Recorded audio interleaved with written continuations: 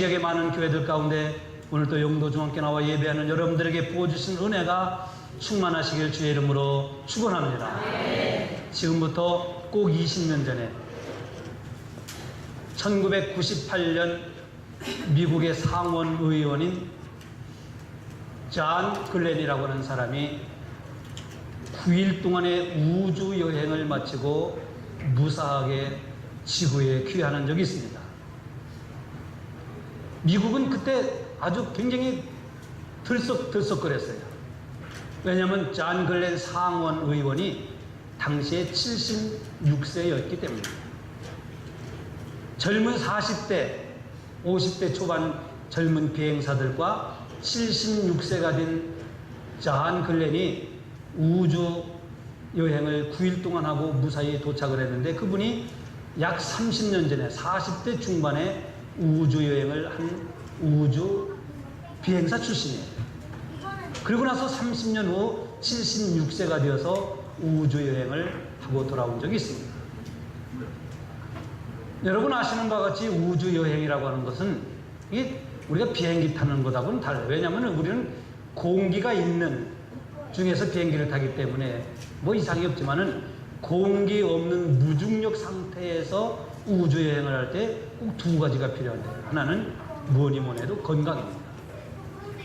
그래서 우주인들에게 가장 필수적인 것은 건강이에요. 무중력 상태에서 며칠 동안 그 캡슐이라고 하는 이 우주 뭡니까 비행기라고 하나요? 그 탑 안에 이 캡슐 안에 있어야 할 것. 또 때로는 거기서 벗어나서 붕붕붕 떠다니면서 있어야 할 때 제일 중요한 것은 뭐니 뭐니 해도 건강이죠. 두 번째로는 지구력이라고 하는 겁니다.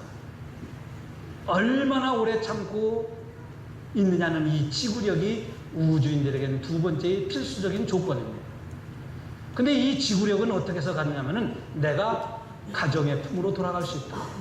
내가 지구로 돌아갈 수 있다. 내가 사랑하는 사람에게 돌아갈 수 있다고 하는 강렬한 소망을 가지고 있을 때에 지구력을 가질 수 있다고 하는 거예요. 그렇습니다. 우리가 강렬한 소망이 있으면은요, 지금 어려운 고난, 우리에게 어떤 풍파, 어떠한 시련도 이겨낼 수 있을까요? 못 이겨낼까요? 이겨낼 수 있죠. 근데 대부분 이겨내지 못하고 거기에 주저앉는 사람들 보면은 강렬한 소망이 없어요. 내가 이 어려움 너머에 하나님께서 내게 주실 그 영광에 대한 소망을 갖지 못하기 때문에 조금 어렵다고 포기하고, 조금 힘들다고 나다빠지고, 조금 문제가 있고 내 인생에 풍파가 있다고 해서 거기서 포기하는 사람들이 너무너무 많아요. 예수 믿는 사람들 가운데도 이런 사람들이 많아요. 우리가 예수를 믿고 신앙을 가지고 있다고 하는 게 뭐를 의미할까요? 지금의 풍파와 지금의 풍랑과 지금의 환난과 어려움을 넘어서 내게 하나님이 주시는 영광이 있다고 하는 소망을 가질 때 오늘 우리는 이런 어려움들을 이겨내는 예수 믿는 자가 되는 거예요. 조금 전에 우주 비행사에 대한 말씀을 드렸는데, 이 우주인들이 달에 갔다가 돌아올 때에 아주 실화적인, 아니 실화적이 아니라 실화의 에피소드가 있어요. 우주 비행사 중에 어윙이라고 하는 미국의 어윙 비행사가 있습니다. 우주 비행사가 있었는데요, 이 사람이 달에 갔다가, 여러분 인터넷 치면 어윙이라는 우주 비행이 나와요. 달에 갔다가 지구로 돌아올 때 있었던 일인데요, 우리가 이 지구에서 달을 보면 흑백으로 보이는 하나의 뭐 옛날에 토끼가 뭐 있는 뭐 옛날에 은하수 뭐 이런 어린이 때 부르던 그런 노래만 생각하고 흑백으로 또 동그랗게 이렇게 보이잖아요. 근데 달에 가서 지구를 보면요, 총천연색으로 정말로 컬러풀하게 엄청나게 큰 별로 보인다는 거예요. 근데 이 어윈이 달에서 돌아올 때 이런 일이 있었어요. 무중력 상태는 괜찮은데 공기 있는 대기권에 들어오면은 이 캡슐이 땅에 떨어져야 되는데 그냥 그게 어떻게 떨어지겠어요? 그냥 팍 떨어지면 탑을 타고 그냥 산산조각 없어지죠. 그래서 낙하산이 두 개가 펴져야 이 땅에 정확한 지점에 이제 우주 항공사에서 조정하는 정확한 낙하 지점에 떨어지는데, 이 어윙이 탄 우주, 이 캡슐이 대기권에 들었는데 낙하산이 하나만 펴지고 하나가 안 펴지는 거예요. 그래서 미국의 휴스턴에 있는 나사 본부에서 이거 큰 문제가 생긴 거예요. 왜? 달 탐사구에서 수억 달러를 들여서 탐사하고 돌아오는데 아무리 거기서 이렇게 연락을 하고 여기서 조작을 해도 낙하산이 하나가 펴지질 않는 거예요. 이것은 낙하산이 하나가 펴지지 않으면 이 캡슐이 땅에 떨어지면 그냥 산산조각이 나는 거예요. 그래서 이거 긴박한 상황이 있을 때 우주항공국에서 모든 사람들이 Let us pray to God 하면서 우리 하나님께 기도합시다. 하나님께 기도합시다 하고 막 기도를 했다는 거예요. 물론 그 캡슐 안에 있는 우주 비행사들도 이 자리를 할 수 없으니까 하나님 앞에 기도했다는 거예요. 그런데 신기한 일이 일어났어요. 날개가 하나, 낙하산이 하나밖에 안 펴져갖고 막 엄청난 속도로 떨어지는데 이 미국의 토네이도 같은 회오리 바람이 그 떨어지는 캡슐 쪽에 막 바람이 쫙 이렇게 막 회오리 바람이 일어나는데 이 회오리 바람이 이 떨어지는 캡슐을 받치는데 날개에 뭔가 이 낙하산 2개를 받치고 있는 것보다 더 안전하게 받치는 그 바람이 밑에서부터 일어나더라는 거예요. 그래서 이 캡슐이 땅에 안전하게 착륙한 사건이 있었어요. 참 신기하죠. 근데 우리는 기도를 믿기 때문에 이러한 사실이 분명히 있다고 하는 것을 믿어요. 근데 기도의 능력을 믿지 않는 사람들은 에이 뭐 그거 그런 일이 어딨나 이렇게 그냥 웃게 지나고 말아요. 우리는 기도의 능력을 믿습니다. 오늘 성경에 이런 기적이 놀라운 역사가 일어나는 사건을 말씀하고 있습니다. 저는 오늘 본문을 통해서 우리에게 주시는 하나님의 생명의 말씀, 오늘 여러 가지 말씀을 우리가 생각해 볼 수 있는데, 제자들이 갈릴리 바다를 배 타고 건너가고 있고 예수님은 제자들을 먼저 보내고 산에 올라가셔서 혼자 기도하고 있었습니다. 근데 이 제자들이라고 하는 이 제자들은 이 갈릴리 바다에서 평생 고기를 잡으며 살던 어부들 출신이에요. 그래서 이 바다에는 언제 바람이 있고 언제 바람이 없고 어디 가면 돌풍이 일어나는 것을 알고 있는 사람들이었어요. 그들이 초저녁에 밤에 이렇게 갈릴리 바다를 향해서 이렇게 건너가고 있고 예수님은 산에서 기도하고 계시는데 타고 있던 배가 흔들거리더니 풍랑이 확 오므러치는데 배가 뒤집힐 것 같아요. 이 제자들은 배를 평생 타봤기 때문에 어떻게 돛을 내리고 달고 그러면은 배를 안전하게 할 수 있다는 것을 아는 사람들이었어요. 근데 해보았지만은 이 배는 전복 직전에 이랬어요. 여러분 우리가 배를 타고 제가 지난주에 제 이제 동기 목사님들이 오셔가지고 태종대에 가서 유람선을 한번 타봤어요. 그 유람선 탔는데 뭐 저는 안전조끼 같은 걸 입혀줄 줄 알았더니 조끼도 입히지 않고 그거다 쌓아놨더라고요. 그 쌓아놓은 상태에서는 배가 뒤집힌 상태에 그 하나만 해요. 한국 사람들에서 안전에 불감증이 있구나. 물론 맨날 갔다 오니까 사고가 없었습니다. 그런데 사고라는 것은 어쩌다 한 번 나면 그때 죽는 거예요. 근데 배를 탔을 때 유람선 조그만 배를 탔을 때 원래 이렇게 흔들면은 가만히 있는 게 상책이에요. 근데 사람들은 이렇게 쏠리면은 이쪽으로 갔다가 저렇게 쏘면 저쪽으로 갔다가 그러다가 배가 뒤집혀지는 거예요. 여러분 나중에 배를 탔을 때에 흔들리면 가만히 있어야 돼요. 있는 자리에. 뭐 지난번에 그 유람선이 뭐 한 20명 탔는데 그늘졌다고 햇빛 졌다고 이쪽으로 싹 쏠리고 이쪽으로 싹 쏠리고 그런 모습을 보면서 아이고 제가 혼자 여러 가지를 생각해 본 적이 있어요. 근데 이 제자들이 타고 가는 배가 뒤집힐 직전에 있는 거예요. 자기들은 배를 탄 경험이 있기 때문에 이 풍랑 앞에서 어떻게 배를 안전하게 해야 될 건가 다 알았어요. 그러나 해보았지만 안 된 거예요.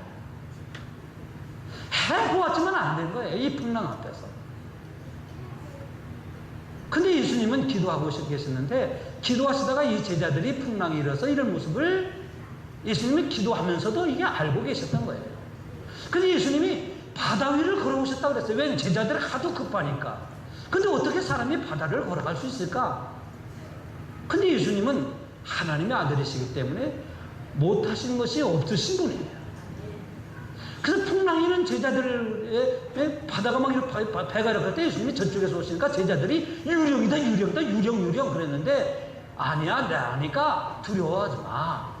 그 베드로가 예수님에게 달려가죠.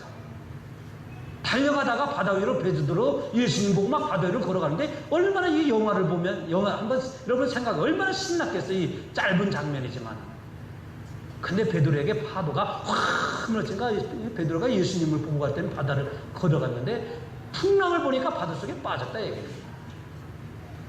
물론 베드로를 예수님이 구하고 예수님 바다의 배에 오르시니까 바다의 풍랑이 잔잔해졌더라 하는 것이 오늘 본문의 말씀이에요. 이게 과학으로는 우리의 머리는 이해가 되고 합리적으로 설명될 수 있는 내용이 아니에요. 그저 믿음으로만 우리는 받아들일 수 있는 말씀이에요. 제자들에게 불었던 이 풍랑, 여러분 이 풍랑은 제자들에게만 임하는 게 아니에요. 오늘 우리 개인에게도 인생의 풍랑이라는 게 늘 찾아옵니다. 어떤 사람에게는 경제적인 문제로 인해서 인생의 풍랑이 찾아와요. 사업을 하다가 사업이 실패해서 인생의 풍랑이 찾아오고, 결혼 생활하다가 결혼 생활이 문제가 되어서 인생의 풍랑이 찾아오고, 어떤 사람은 건강이라고 하는 것 때문에 인생의 풍랑이 찾아오고, 예수 믿는 사람들에게도 인생의 풍랑은 늘 찾아오는데, 문제는 뭐냐면 풍랑이라고 하는 것은 예고가 있다 없다? 없어요.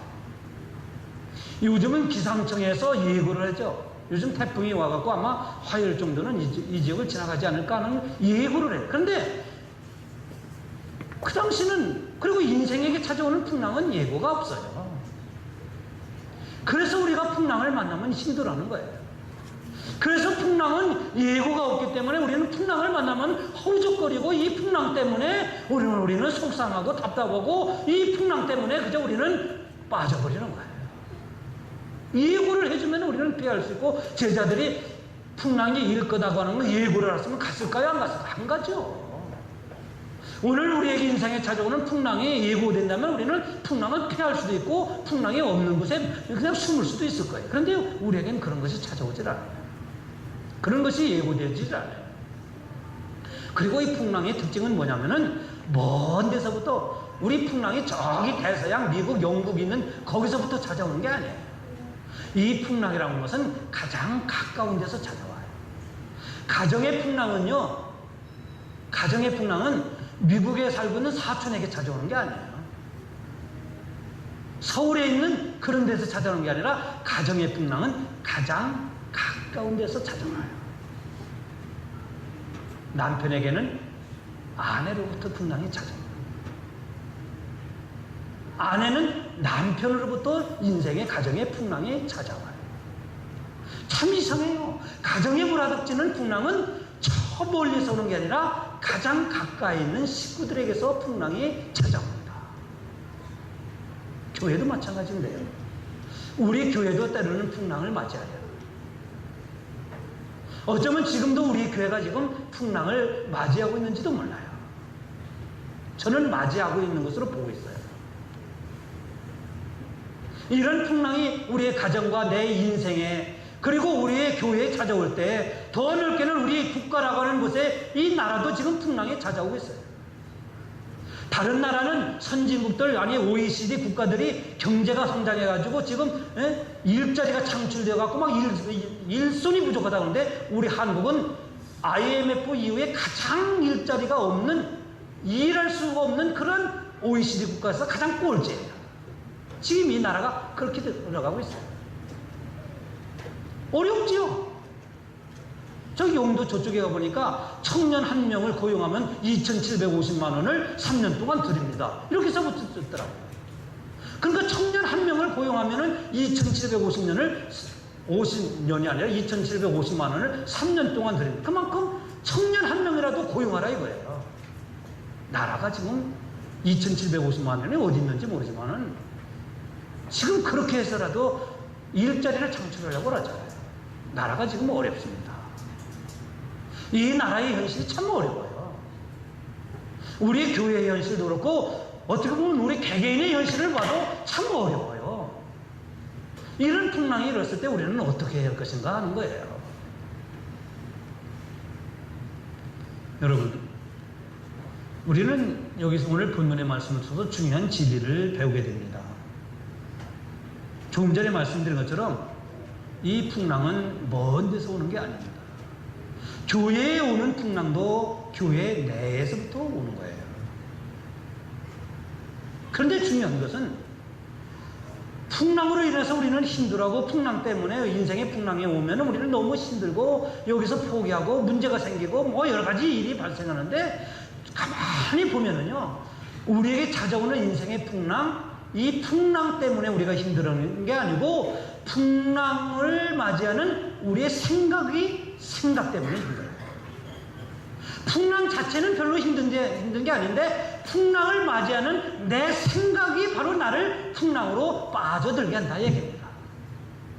어떤 사람이 멀쩡하게 신앙생활하고 멀쩡하게 생활하다가 병원에 갔더니 당신 고혈압입니다. 고혈압입니다. 아주 혈압이 높은데요. 이 말이 그 사람에게는 인생의 풍랑이었어요.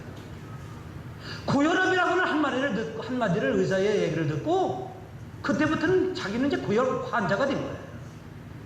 고혈압 때문에 어쩐지 내가 머리가 뒷골이 땡땡하더라. 이 고혈압 때문에 내가 다 탁 뇌진탕 걸리면 어떡하지? 이 고혈압 때문에 내가 뭐 이런저런 생각하니까 이게 잠을 못 자. 밥맛이 떨어져. 자기는 그때부터 고혈압 환자가 되어서 이제 중환자가 된 거예요. 고혈압이라는 환자, 이게 풍랑이 중요해. 이 생각이라고 하는 것이 자기를 그렇게 몰아간 거예요. 가만히 보면 가정도 마찬가지고 부부 생활도 마찬가지고 가정에 오는 풍랑도 마찬가지고. 어떤 가정은요, 우리가 살다 보면 경제적으로 사업에 실패할 수도 있고 가진 거 다 잃어버릴 수도 있어요. 돈이라는 것은 잃어버릴 수가 있고 잃어버리면 또 찾을 때가 있고 얻을 때가 있죠. 그런데 가지고 있는 것을 잃어버릴 때, 사업에 실패할 때 이게 풍랑이죠. 근데 그 어려움을 당한 그것이 문제가 아니라 그것을 맞이하는 내 생각이라는 것이, 야, 이거 내가 이러다가 쫄딱 망하고 내가 이러다가 돈을 잃어버려갖고 우리 부부 사이에 깨지는 거 아닌가? 이런 생각. 이해가 없어갖고 내 자식들 교육 못 시키면 어떡하나? 이런 생각. 내가 돈을 잃어버려갖고 사람들 앞에 비굴해지고 떳떳하지 못하며 생활하는 나의 모습, 이런저런 생각들이 자기를 그 풍랑으로 몰고 가는 거예요. 제자들도 마찬가지였어요. 이 풍랑이 이니까 제자들에는 별의별 생각을 당한 거예요. 예수님은 어디 계시고 예수님은 우리를 모르고, 교회도 마찬가지죠. 여러분에게 좀 어려움이 찾아오면 목사님은 내 형편도 모르고 맨날 기도하라고 그러고 예배드리라고 그러고, 몰라서 그런 게 아니에요, 여러분. 몰라서. 예수님 기도하고 있었지만은 제자들이 만난 풍랑을 알고 있잖아요. 저도 여러분들을 위해서 기도하면요, 기도를 안 하면 모를까, 기도하면 여러분들이 처한 현실의 문제를 여러분이 말씀 안 하셔도 영적으로 보면 알 수가 있어요. 어떤 때는 성령께서 깨닫게 하시고 알려주시는 지혜도 주셔요. 몰라서가 예수님이 모르는 게 아니에요. 그래서 이 풍랑이라고 하는 것은요, 풍랑 자체가 있는 게 아니라 생각이 문제예요, 생각이. 그래서 성경 로마서 8장에는 육신의 생각은 사망이고 영의 생각은 생명과 평안이라고 그랬어요. 우리가 늘 생각을, 어떤 어려움이 있어도 이 어려움을 이기게 하시고 어려움을 나에게 주신 데는 하나님의 뜻이 있다. 어려움을 딛고 일어서면 하나님이 나에게 더 큰 보상을 하신다. 더 큰 축복도, 이런 생각, 이게 믿음의 생각인데, 이런 믿음의 생각을 하는 게 아니라 안 되는 걸 생각하는 거예요. 교회도 조금 문제가 있으면 안 되는 걸 생각해요. 여러분, 목사나 여러분들이 교회 안 되는 생각을 해보세요. 그럼 교회 되겠어요, 안 되겠어요? 대답을 안 하는 것 보니까 우리 교회는 그런 생각 안 하시는 거예요. 그렇죠? 가정도 마찬가지예요, 여러분. 여러분 개개인에게 때로는 부부간에 문제가 있고, 여러분 부부간에도 갈등이 있고, 풍파가 생길 때 이 풍랑으로 해서 안 되고 깨지고 못 살고 나불어고 헤어지고 이렇게 생각하는 사람들은 그렇게 돼. 그게 문제가 아니에요. 풍랑이 문제가 아니라 내 생각이 문제예요. 내 생각을 그러면 어떻게 해야 되느냐. 이게 우리의 믿음이거든요. 이게 오늘 우리에게 가져야 할 신앙의 자세거든요. 오늘 성경은 우리에게 이런 답을 주시는 거예요. 자기 생각, 제 제자들이 자기 생각 때문에 이 풍랑의 방법을 모면하게 해보았지만은 그들이 풍랑을 헤치고 나갈 수가 없었어요. 차라리 자기들이 배 타는 방법을 몰랐다고 하면 아마 이들은 지금처럼 무서워하고 두려워하진 않았을 거예요. 우리 신앙생활도 마찬가지, 가정생활도 마찬가지인데 복잡하게 계산을 하죠. 문제가 있으면 복잡하게 이것저것 다 그러다가 생각을 하죠. 그래서 오늘 나 자신을 더 힘들게 만들어가는 거예요. 우리가 어려울 때일수록 내려놓을 줄 알아야 돼요. 우리가 힘들 때일수록 내 방법과 내 수단이라는 것을 좀 내려놓을 수 있어야 돼요. 그러면 거기에 해답이 있어요. 그러면 거기에 하나님이 개입할 수 있는 개입의 여지가 있는데 내 방법, 수단, 경험, 이 사람 저 사람 말 다 갖다가 해보려고 하니까 풍랑 속에서 자꾸 허우적거리는 거예요. 여러분, 물에 빠졌을 때 살아날 수 있는 방법 한 가지가 있는데요. 그게 뭔지 아세요? 물에 빠졌을 때 살아날 수 있는 방법은 가만히 있는 거예요. 그러면 뜨는데 그냥 살겠다고 허우적거리고 푸적푸적하면 빠져버리는 거예요. 여러분, 물에 한번 들어가서 해봐요. 근데 물에 들어가서 가만히 있으면 떠요. 뜨게 돼 있어요. 그런데 살아보겠다고 허우적거리고 막 이렇게 하니까 그 사람 가라는 거예요. 물 먹는 거예요, 그 사람. 수영하는 사람들이 왜 수영하는지 아세요? 자기를 가만히 내버려두고 뜬 상태에서 이거 하는 거예요, 이거. 가라앉은 상태에서 이거 하는 게 아니에요. 탈무드에 보면 아주 재미있는 얘기가 있어요. 아키빠라고 하는 랍비가 있었는데, 랍비가 긴 여행을 가는데 제자들이 선생님 여행을 하시는데 어떻게 여행을 먼 길을 할 수 있습니까? 하고 당나귀 한 마리하고 당나귀를 타고 먼 길을 여행하십시오. 그리고 이 개는 우리 선생님을 지켜주실 것입니다. 선생님을 안전하게 지켜줍니다. 그리고 등불을 하나 주세요. 어두운 밤에는 이 등불을 켜고 선생님이 여행하십시오. 그래서 아키빠라고 하는 랍비가 여행에 당나귀, 개 한 마리, 그리고 등불을 들고 여행을 하면서 어느 마을 입구에 다다라서 어두워서 마을 입구에서 잠이나 자고 가야 되겠다 하고 잠을 자려고 하는데, 아니 맹수들이 달려들어갖고 당나귀하고 개를 잡아먹었어요. 그래서 불을 켜려고 했더니 바람이 휙 불어갖고 등불을 켤 수가 없었어요. 당나귀도 개도 등불도 다 잃어버렸어요. 얘라 모르겠다. 그래도 잠이나 자고 내일 밝으면 떠나야지 하고 잠을 잤어요. 잠을 자고 아침에 일어나서 마을에 갔더니 마을이 몇 채 안 되는 마을이었지만은 쑥대밭이 된 거예요. 그날 그 도적대들이 그 마을을 습격했는데 마을의 모든 집들을 다 털어가고 쑥대밭이 된 거예요. 만약에 개가 살아있었다고 하면 왕왕왕왕 짖어갖고 도적대들한테 랍비가 랍비가 들켰을 것이고, 등불을 켰더라고 하면 저기 사람 있냐고 자기도 도적대들에서 죽음을 당했을 것이다. 내가 모든 것을 잃었더니 여호와가 나를 이렇게 지켜주셨구나 라고 하는 그러한 이야기가 있어요. 이게 탈무드에 나오는 이야기예요. 여러분, 어려울 때일수록 내 수단과 내 생각이라고 하는 것을 내려놓아야 돼요. 여러분, 인생의 풍파가 찾아오면은 내가 하려고 하는 방법을 내려놓고 조용히 기다리면서 하나님이 나의 안에 찾아오시도록 기다려야 되는 거예요. 이게 기도인 거예요. 이게 기도의 생활인 거예요. 기도라고 하는 것은 비나이다만 하는 게 기도가 아니라, 힘들고 어려울 때 내가 내 힘으로 헤치고 나갈 수 없을 때 하나님이 내게 찾아오셔서 하나님이 나를 도와주시도록, 하나님이 내게 임하시도록 기다리는 거예요. 하나님 도와주세요. 하나님 내게 찾아오세요. 이게 기도인 거예요.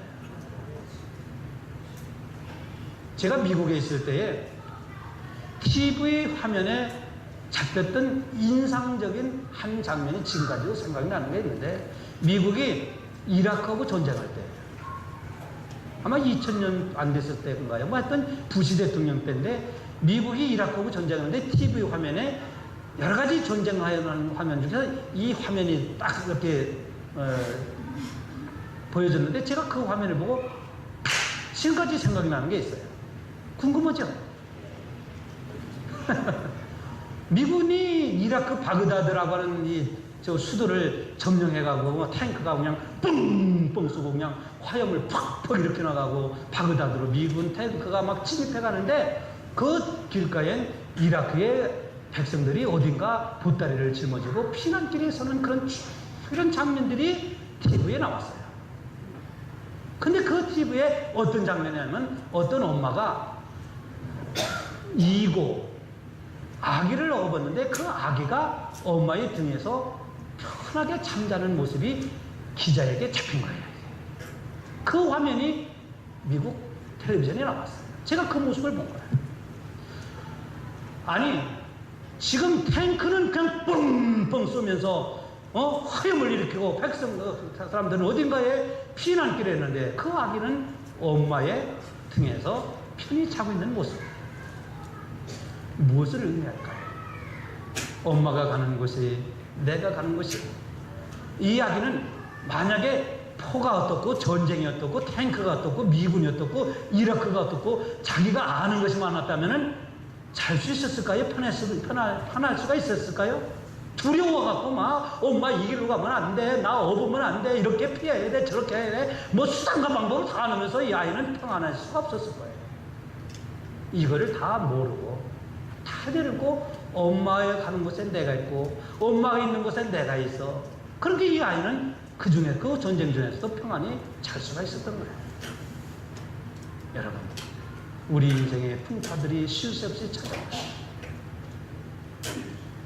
그 부부간의 특별, 부모와 자식까지, 교회 안에서 사람과의 관계 속에서 찾아오는 이런 문제 있을 때, 이 어린 아기가 엄마의 등에서 편히 잠잘 수 있었던 것처럼 엄마에게 모든 걸 맡기는 거예요. 엄마가 가는 곳에 나도 있고 엄마가 있는 곳에 내가 있습니다. 그러면 이 어린 아이가 편히 평안해질 수 있잖아요. 마찬가지예요. 오늘 우리에게 풍파가 없을 수는 없으나 찾아오는 이 풍파 속에서 오늘 우리는 이 풍파를 놓치고 어떻게 헤치고 나갈 수 있을까? 예수님은 제자들에게 찾아오셔서 나니까 두려워하지 마! 이렇게 말씀하셨어요. 성도 여러분, 이 제자들이 이렇게 풍랑을 만나면서 두려워하고 무서워서 자기들 빠져 죽는 줄 알았던 것은 주님의 은혜를 잊어버렸어요. 우리가 이 성경을 읽었지만은 그 앞에 절 보면 예수님이 오병이어를 행한 지가 불과 몇 시간 안 돼요. 보리떡 5개하고 물고기 2마리로 수천 명을 먹이신 그 예수님이 행하신 일을 그날 행했음에도 불구하고 이 제자들은 그걸 다 까먹고 그렇게 잊어버리고 있는 거예요. 그래서 자기들이 뭔가 해보겠다고 자기들의 수단과 방법, 자기들이 노하우를 다 동원해보는 거예요. 그래서 이 풍랑이 잔잔해졌으면 우리도 그렇게 해야 돼요. 근데 그들은 그렇게 할 수가 없었어요. 오늘 우리가 어려움을 당할 때 어려움을 이길 수 있는 두 번째 방법은 뭐냐? 지난번에 어려웠을 때 내가 이렇게 어려움을 딛고 일어설 수 있었던 하나님의 은혜, 하나님의 사랑, 하나님의 도우심을 잊지 말아야 되는 거예요.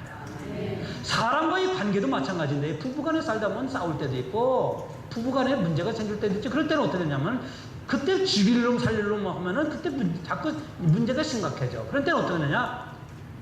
전에 내가 상처받고 아팠을 때 당신 나를 많이 사랑해줬던, 많이 내가 힘들 때 많이 도와줬던 그때를 생각하면은 부부간에 문제 생겼을 때 이거 아무것도 아니야. 이거 전에 나를 도와주고 전에 나를 사랑하고 전에 나와 함께고 전에 좋았던 걸 생각하라 이거예요. 신앙생활도 마찬가지예요. 조금 의사가 뭐라고 했다고, 조금 누가 뭐라고 했다고, 조금 문제가 있다고 포기하고 안 하고, 그래 보세요. 자꾸 나태해지고 자꾸 문제가 생기죠. 사람과의 관계도요, 때로는 어떤 때는 사람과의 관계 속에서 갈등이 생기죠. 그럼 어떻게 되느냐? 죽이려면 살리려면 하지 말고, 저 사람이 전에 나를 참 많이 사랑했어, 저 사람 참 나를 많이 그거 좋은 거 생각하라 이 말씀이에요. 좋은 거 생각하면요, 지금 섭섭하고 지금 상처 주고 지금 아팠던 게 다 없어져. 근데 좋은 거는 다 잊어버리고 지금 섭섭한 거, 이게 요것만 자꾸 긁어대지 말라 이 말씀이에요. 그러면 그거 긁어대면 그 사람은 그 풍랑에 빠져들어가요. 오늘 우리에게 찾아오는 풍랑 해결할 수 있는 두 가지 방법을 성경을 통해서 저는 말씀을 드렸어요. 여러분, 우리가 생활하면서 이 더운 날씨에 여러분 직장에서 또 여러분 사업장에서 얼마나 힘듭니까? 그러나 이렇게 힘든 그런 삶이지만은 하나님 전에도 여러분들을 지켜주셨고 도와주셨습니다. 하나님은 전에도 여러분들과 함께 해주셨습니다. 전에 이보다도 더 어려웠을 때 하나님은 여러분들을 도와주신 것입니다. 오늘의 어려움도 도와주실 것이고 앞으로도의 어려움도 하나님은 우리를 도와주실 것입니다. 이 이야기 하나 드리고 마치려고 합니다. 엄마 앞치마 끈이라고 하는 이야기가 있어요. 뭐 이거 옛날 이야기인데요. 어린아이가 엄마하고 이렇게 엄마가 빨래를 이렇게 시내 가서 빨래를 하면 아이들이 이렇게 냇가에서 물놀이를 하고 놀잖아요. 그래서 엄마가 이 아이가 빠지지 않도록 앞치마에다가 끈을 묶어가지고 어린아이의 손목에 끈을 낸 거예요. 그래가지고 엄마가 빨래를 이렇게 하면서, 그 요즘 시대하고는 다르죠. 요즘은 다 세탁해가지고 빨래를 하면서 아이들 내가 저기서 놀면은 이 줄을 잡아다니는 거예요. 근데 엄마가 빨래하다가 줄을 잡아다니는 줄이 끊어져 버렸어. 그러니까 어린아이가 이렇게 넘어지면서 깊은 데 빠졌어요. 그러니까 엄마가 뭐 거기 냇가가 깊지 않으니까 저기 손잡고 끌어내고, 이번에는 끊어지지 아니하는 줄로 어린아이의 손에와 자기 앞치마의 허리를 이렇게 퉁기로 맸어요. 그 어린아이를 이렇게 빨래면서 엄마가 이렇게 잡아다니고. 근데 어린아이가 이제 줄이 있으니까 깊게 놀다가 좀 깊은 데 가서 물에 빠져 허적거리는 거예요. 근데 엄마는 걱정이 될까요, 안 될까요? 엄마는 이 어린아이가 허우적거리고 있는 모습을 보고 저는 빠져 죽네 하고 걱정했을까요, 안 했을까요? 안 해. 이것만 잡아대면 되거든. 이것만. 마찬가지예요. 그 어린아이는 자기가 빠져 죽는 줄 알고 허우적거리지만은 엄마는 아무 염려가 없어요. 걱정이 없었어요. 왜? 이것만 잡아요. 오늘 우리도 마찬가지예요. 조금 힘들다고, 조금 아프다고, 조금 어렵다고, 거기서 허우적거리면 내가 여기서 이 허우적거리는 것 때문에, 내가 여기서 이것 때문에 아픈 것 때문에 내가 몸이 불편하고 내가 문제 있어서 내가 이런 풍랑으로 인해서 내가 여기서 죽는 것 같지만, 주님은 여러분들을 사랑의 줄로 잡아주신 거예요. 잡아주신 거예요. 우리는 이것을 깨닫지 못하기 때문에 하나님이 나를 사랑의 손으로 꼭 잡고 계신 것을, 이걸 모르기 때문에 조금 힘들어도 우리는 여기서 허우적거리고 죽는 줄 알고 그냥 별소리 다 하는 거예요. 때로는 불평도 하고, 때로는 여기서 그냥 왜 나만 이런 어려움 겪냐고, 왜 나는 이런 문제 있냐고. 근데 여러분 염려하지 마세요.